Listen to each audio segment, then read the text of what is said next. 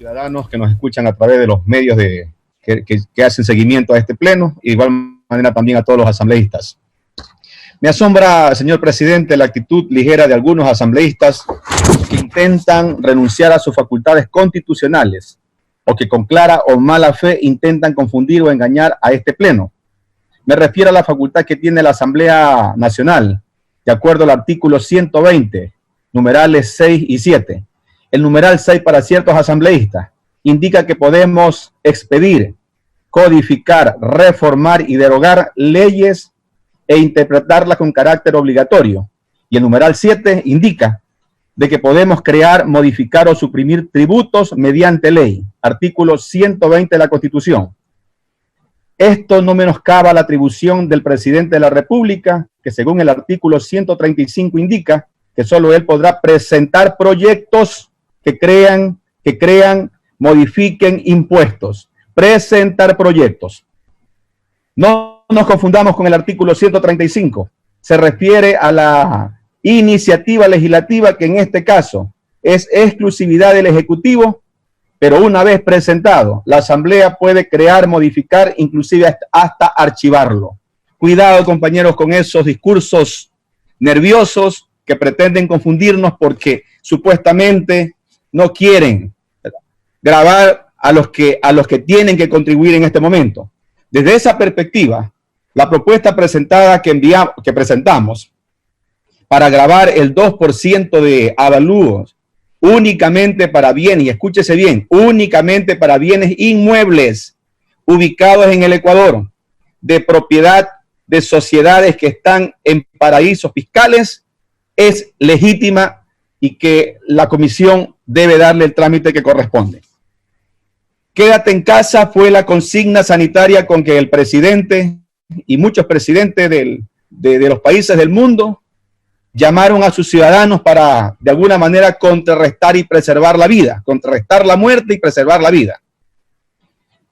Se entendería que la consigna de quédate en casa permitiría que el gobierno, como administrador del Estado, haga su parte, es decir, aplicar los protocolos de manejo epidemiológico para evitar más contagios y garantizar que la población menos vulnerable tenga garantizadas condiciones básicas para subsistir mientras dure el aislamiento decretado por la emergencia sanitaria.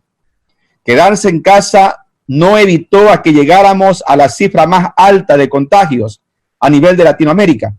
No evitó que hoy tengamos más de 10.000 fallecidos, la cifra más alta por habitante en el mundo, así como no ha evitado que millones de familias se debatan entre salir a trabajar a las calles con el riesgo de morir contagiados o quedarse en casa y morir de hambre. A esto hay que agregar que muchas de las familias que tenían empleo y optaron por quedarse en casa han sido notificadas de sus despidos intempestivos. El gobierno no ha sido capaz de proteger la vida, no ha sido capaz de proteger el empleo. Y hoy en este pleno vamos a defender a esos ciudadanos que han quedado abandonados a su suerte en medio de un escenario de muerte.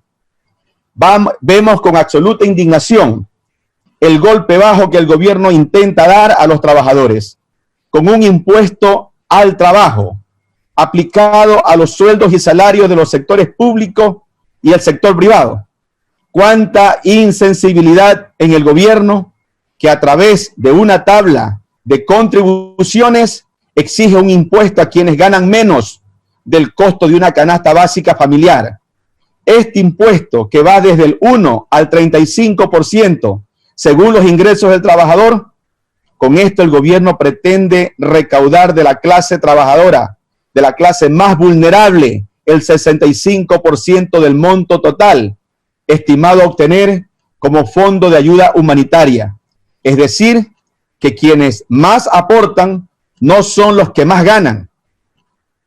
Era de esperarse. Deben cuidar, por supuesto, y contentar a sus amigos los banqueros y los empresarios.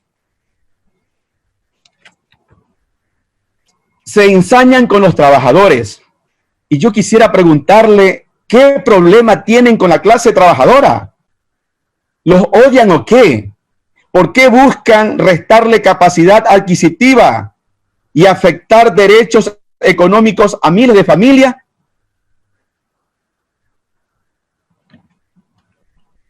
Hay que tomar medidas adecuadas, señores legisladores, sobre todo a las élites económicas que manejan los hilos del poder, apenas les piden migajas. ¿Por qué no planean cobrar a los 500 mayores deudores de impuesto a la renta en el país? Que, como lo han dicho muchos legisladores, esa deuda sobrepasa los 1.500 millones de dólares. ¿Por qué el SRI no ha tomado medidas con una gran cantidad de empresarios que todos los años hacen doble facturación, que hacen una tremenda estafa al Estado ecuatoriano y que no pagan? ¿Por qué? ¿Por qué el gobierno no se ajusta bien la correa y hace una administración adecuada en las aduanas e impide que, de acuerdo a ciertos estudios, se nos indica que aproximadamente cerca de 400 millones de dólares se dejan de contribuir en esas aduanas? Esto es clarísimo, señores legisladores. Tenemos que recaudar. No nos mareemos con otros discursos. Tenemos que recaudar y tener claro que el modelo económico de creando oportunidades, llamados como Creo, con Martínez, que es el representante del comité empresarial, nos ha llevado al fracaso, a la ruina y a la miseria. Así que tenemos que cambiar de rumbo. Escúchese bien, recaudar lo que hemos dejado de recaudar como Estado. Este es el momento. El Ejecutivo nos pide arrimar el hombro a todos, pero sin hacer una verdadera evaluación de los sectores más golpeados de la sociedad. En la propuesta de la Ley Orgánica de Apoyo Humanitario, introduce una contribución a las sociedades para que realizan actividades económicas a que paguen el 5% de las utilidades del año fiscal 2018, siempre que la misma haya sido igual o mayor a $1 millón. Nuevamente, el beneficio a las élites, a los privilegios del capital, se pone en el mismo saco a las aportaciones o a la aportación de todas las empresas, a los líderes de los monopolios económicos en las diversas áreas de la producción y servicios, como la banca, las transnacionales de las telecomunicaciones, a las empresas de televisión pagadas, las empresas morosas petroleras, las cadenas alimenticias, aportarán lo mismo que una mediana empresa.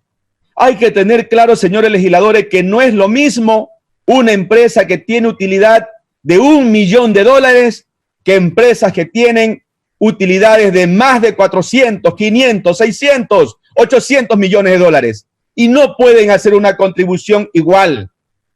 ¿En dónde queda el discurso de que el que más tiene más paga? Es vergonzoso, presidente Moreno, que en una propuesta que viene de usted, que tanto ha rastrillado del que más gana, más debe contribuir, proponga algo como esto. Es vergonzoso y ratifica su discurso vacío, barato, populachero, politiquero y demagógico.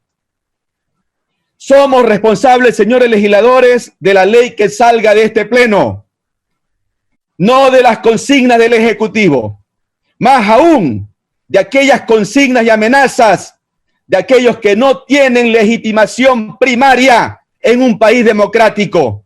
Que vayan con esa amenaza a otro lado. Aquí tenemos que responderle al pueblo, no al gobierno, al pueblo. Esta ley ni es justa ni es humanitaria, como lo han dicho muchas decenas de asambleístas. Exige el 5% de contribución a las ganancias líquidas, al pequeño y al gran capital. ¿Qué pretenden? Cobrar a las pequeñas y medianas empresas. A ellos hay que dotarlos de créditos blandos, no castigarlos. La mayor aportación tiene que venir de la banca, de las telecomunicaciones y de las grandes cadenas alimenticias. Y como lo hemos dicho y lo insistimos, que se cobre lo que no se ha cobrado. Nuestra postura siempre será a favor de los derechos de los trabajadores. El Ejecutivo propone una forma de contratación emergente que es inaceptable, es impresentable, además es inconstitucional. Tiene como finalidad la inestabilidad laboral porque interrumpe la modalidad de contrato indefinido. Por ende, habrá reducción drástica de salarios. Además, presenta nuevas figuras jurídicas como el anticipo y devengamiento de vacaciones hasta por 2 años, desnaturalizando el derecho de las vacaciones. Además, se propone también la reducción de jornada para poder reducir los sueldos, es decir, se abre camino para regresar al pago por hora. Desde siempre ha existido una relación asimétrica entre empleadores y trabajadores. Ahora, con estos acuerdos entre las partes para salvar disque el trabajo, lo que se hace es dotar de superpoderes a los empleadores para legalizar el abuso, la precarización. Tendrán en sus manos una política laboral abusiva de si te gustan mis condiciones, bien, y si no, también. Por lo tanto, vamos a defender a la clase trabajadora. El gobierno tiene un reto al que todos, termino con esto, señor presidente, al que todos los actores políticos debemos y queremos sumarnos. Pero se debe dar un giro a la política económica para minimizar el impacto de la crisis a las familias ecuatorianas. La nueva propuesta de política económica debe estar enmarcada en el fortalecimiento del Estado, la inversión pública para garantizar derechos, la redistribución de la riqueza, la equidad sobre todo y la progresividad tributaria. Muchas gracias, presidente. Muchas gracias, legisladores. A usted, asambleísta Valle. Tiene la palabra la asambleísta.